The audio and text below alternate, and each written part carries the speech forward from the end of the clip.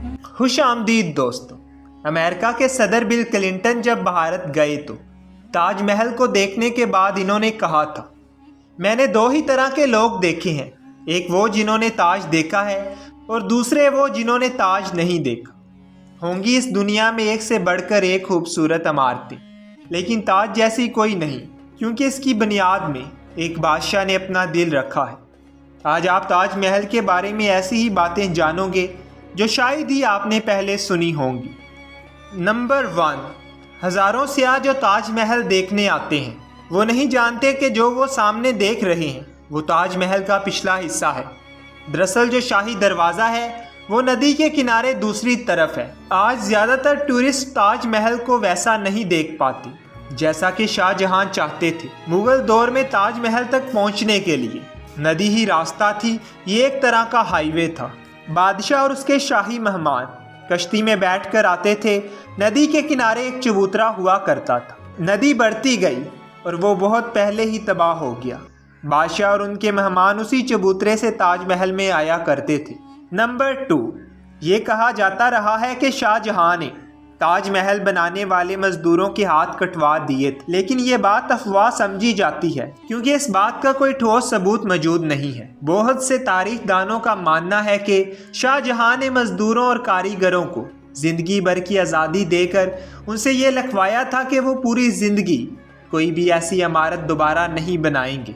Number 3, Taj Mahal के जो 4 मीनार हैं ये बिल्कुल सीधे खड़े नहीं हैं, बल्कि चारों बाहर की तरफ हल्के से झुके हुए हैं और इन्हें ऐसा ही बनाया गया था ताकि किसी तूफान की वजह से ये गिरे भी तो बाहर की तरफ गिरें और मकबरे को कोई नुकसान ना पहुँचे।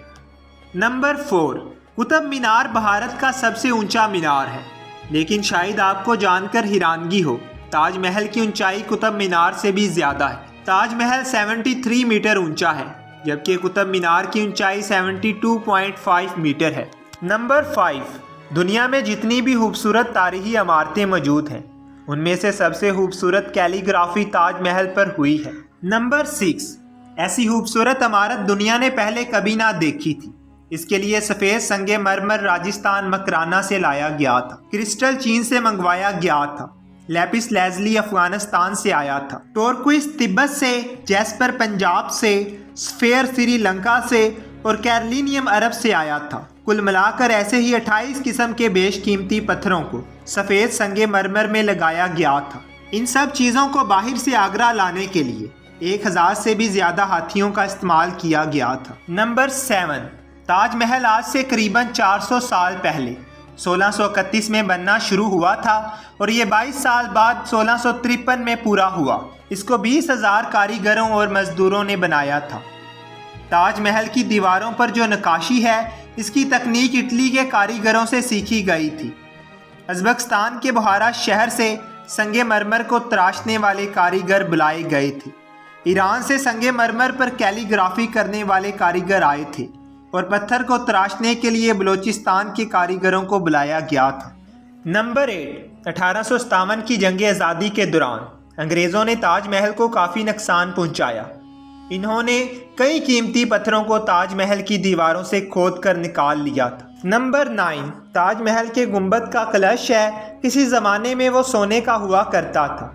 19वीं सदी की शुरुआत में सोने के कलश को बदलकर कांसे का कलश लगा दिया गया था। नंबर 10, दोस्तों दूसरी जंग अजीम में हुकूमत ने मकबरे के चारों तरफ घेरा बनाकर मकबरे को महफूज किया था ताकि इसे हवाई बमबारों से महफूज रखा जा सके। ये जर्मन और जापानी हवाई हमलों से महफूज रह सके। 1965 और 1971 की पाक भारत जंग में भी हिंदुस्तानी हुकूमत ने ऐसा ही किया था। नंबर 11, ताजमहल की अहमियत की वजह इससे जुड़ी कहानी की वजह से भी है। बादशाह शाहजहां ने अपनी बेगम मुमताज़ महल की याद में इस इमारत को बनवाया था। शाहजहां ने इन्हें मुमताज़ महल नाम दिया, यानी महल का सबसे अनमोल पत्थर। महज 38 साल की उम्र में मुमताज़ की वफ़ात हो गई। उस वक़्त वो बुरहानपुर में थी। अपनी पसंदीदा बीवी की मौत से बादशाह बहुत दुखी हुआ और मुमताज़ बेगम की याद में शाहजहां ने ताजमहल को बनवाने का फरमान जारी किया। नंबर 12, पहले मुमताज़ बेगम को बुरहानपुर में ही दफनाया गया, اس کے بعد شاہ جہاں نے تاج محل کو بنوانا شروع کیا۔ تب برہان پور سے ممتاز بیگم کی لاش کو نکال کر جہاں تاج محل بن رہا تھا اس کے پاس ایک باغیچے میں دفنایا گیا۔ تاج محل کو تیار ہونے میں 22 سال لگے۔ تب تک ممتاز بیگم کی میت باغیچے میں بنائی گئی قبر میں ہی دفن رہی۔ بعد میں اسے تاج محل کے اندر گنبد کے نیچے دفنایا گیا۔ نمبر 13، شاہ جہاں کا سارا دھیان تاج محل کو ایک خوبصورت شکل دینے میں لگا رہا۔ اس بیچ شاہ جہاں کے ہی بیٹے اورنگزیب نے آگرہ پر حملہ کر کے اپنے والد کو قید کر لیا۔ شاہ جہاں سے پوچھا گیا کہ وہ کیا چاہتے ہیں تو انہوں نے کہا کہ ان کو ایسی جگہ پر قیدی بنا کر رکھا جائے جہاں سے وہ سیدھے تاج کو دیکھ پائیں، اور ان کی یہ خواہش پوری کر دی گئی۔ قید میں رہتے ہوئے بھی شاہ جہاں ہر وقت تاج کو دیکھتے رہتے تھے، اور وہیں انہوں نے اپنی زندگی کی آخری سانسیں لی۔ وفات کے بعد انہیں ممتاز بیگم کے ساتھ ہی تاج محل میں دفنایا گیا۔ ایک ہارے تھکے بادشاہ کو بھی اگر کسی نے گرنے نہیں دیا تو وہ ممتاز بیگم کے لیے ان کا بے پناہ پیار ہی تھا۔ جس لگن سے پیار کی یہ انوکھی نشانی بن کر تیار ہوئی، اس کی مثال آج تک دنیا کے سامنے ہے۔ دوستو، اب تک کے لیے اتنا ہی۔ ایسی ہی مزید انفارمیٹیو ویڈیوز کے لیے ہمارے چینل کو سبسکرائب کریں اور بیل آئیکن کا بٹن ضرور دبا دیں تاکہ نئی آنے والی انفارمیٹیو ویڈیوز آپ تک پہنچ سکیں۔